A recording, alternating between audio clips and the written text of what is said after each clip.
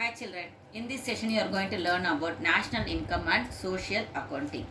How we are calculating national income in the social accounting method, that only you are going to learn now.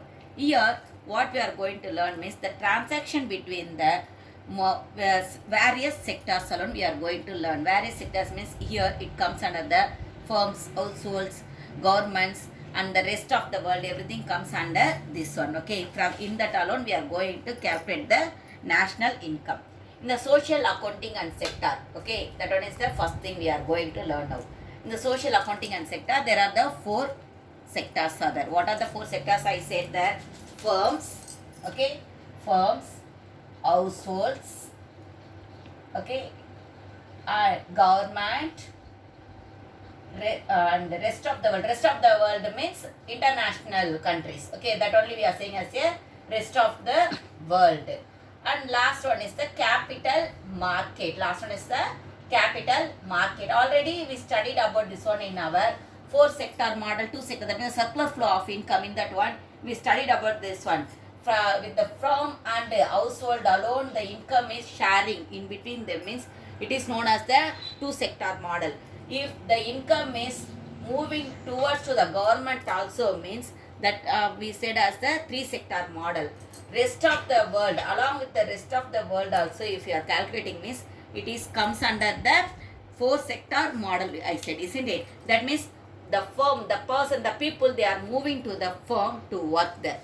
From the firm, that means firm means industry. From the industry only they are receiving the income. The people are receiving the income. Again that income they are spending for their consumption. For what purpose they are spending that consumption? That means consumption, I said. Consumption means here purchasing the goods. They are purchasing the goods and services with the money which they received from the industry. Okay. But to whom that money is moving there? Only to the industry only, because industry only giving the goods and services. So that goods and services which they provided, the household people, what they given the production and from what they earned the money, in that alone they are spending the money. That only I said as a two sector model, isn't it? Now the government what they are doing, they are actually they are spending the money for the welfare of the people. For example, we may say about the they are that means the service sectors, everything we may say that education and road facilities, transport facilities, electricity facility, everything the government they are providing. That means what are the money they are collecting as a tax, they are spending to us alone, to the people alone they are spending. To the people we may say, otherwise to the industry we may say that. That means the circular flow of income only here it's going on there. With that one, what we are calculating, that comes under the social accounting. Next, social income and welfare. If one of the country they are earning more money, that means income, the national income, the GDP we may say, gross domestic product, if it is high, means definitely the welfare of the people also it will be very high alone, isn't it? The standard higher, the standard that means the people's standard of living also it will be very higher alone if the GDP is higher, means. But it is not possible at all the time. We can't able to say that if the GDP rises, means per capita income, or that means GDP or per capita income, if it is rises, means it need not always promote the economic welfare. There will be some limitations also, isn't it? In everything I told you that some limitations are there. Here also the limitations are there, because if what they will do, if the GDP it is increasing means they will invest in somewhere else alone. They won't spend all that money for the welfare of the people. What the government they will do, they will spend that money for the investment of any other sectors. Okay, so we may say that if the national income only decides the welfare of the people. If the national, that means the GDP is low, means definitely the welfare of the people, the government they can't able to take care. If the GDP rises, means definitely the welfare of the people also it will definitely it will be rise only. That means the better we may say better standard of living of the people will be there. But If it is going on rises means they won't spend all that money on the people. There is some limitations. Next, national income and erosion of national wealth.